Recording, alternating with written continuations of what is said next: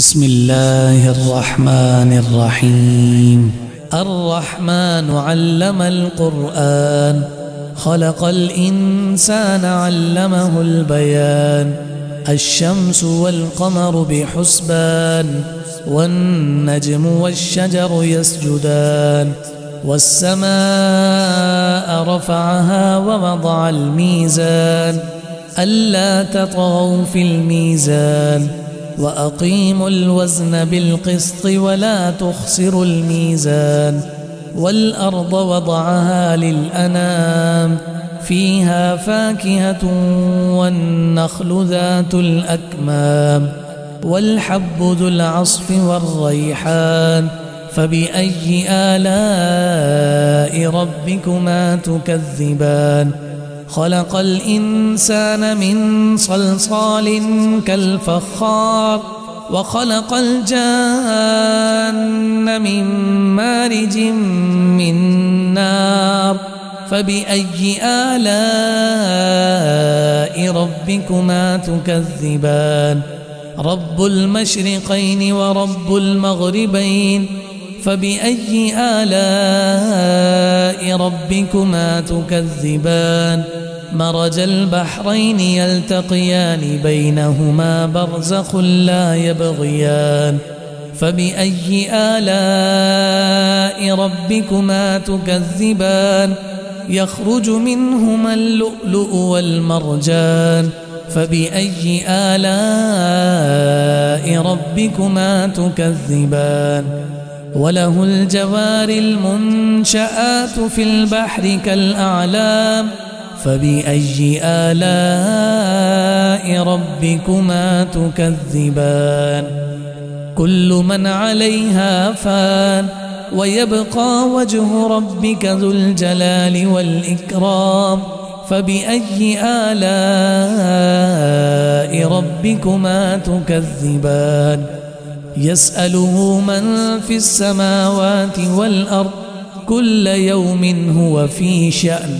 فبأي آلاء ربكما تكذبان؟ سنفرغ لكم أيها الثقلان. فبأي آلاء ربكما تكذبان؟ يا معشر الجن والإنس إن استطعتم أن تنفذوا من أقطار السماوات والأرض فانفذوا، لا تنفذون إلا بسلطان. فبأي آلاء ربكما تكذبان؟ يرسل عليكما شواظ من نار، ونحاس فلا تنتصران. فبأي آلاء ربكما تكذبان؟ فإذا انشقت السماء فكانت وردة كالدهان. فبأي آلاء ربكما تكذبان؟ فيومئذ لا يسأل عن ذنبه إنس ولا جان. فبأي آلاء ربكما تكذبان؟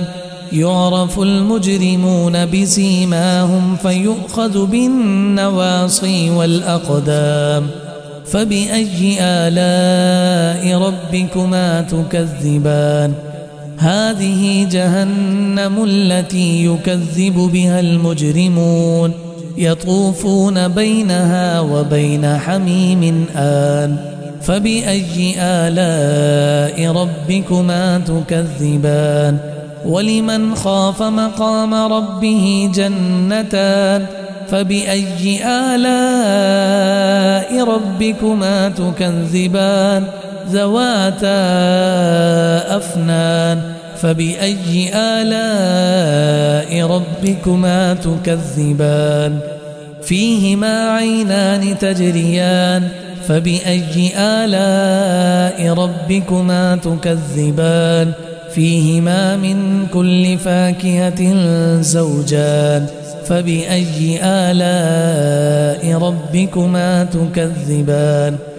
متكئين على فرش بطائنها من استبرق وجنى الجنتين دان فبأي آلاء ربكما تكذبان فيهن قاصرات الطرف لم يطمثهن إنس قبلهم ولا جان فبأي آلاء ربكما تكذبان كأنهن الياقوت والمرجان فبأي آلاء ربكما تكذبان هل جزاء الإحسان إلا الإحسان فبأي آلاء ربكما تكذبان ومن دونهما جنتان فبأي آلاء